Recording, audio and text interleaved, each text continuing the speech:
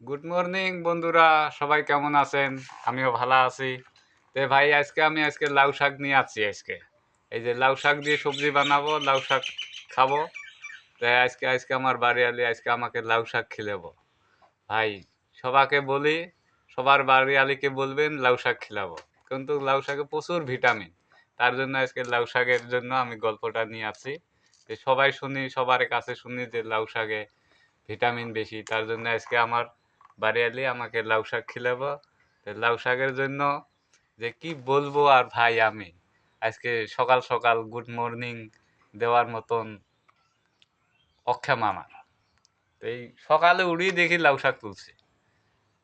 আজকে লাউ শাক তুলছে যে এত খুশি আমি, তার মধ্যে আর কোনো বলার মতো কিছু নাই। তো বললাম আজকে লাউ শাকে খাবো আজকে।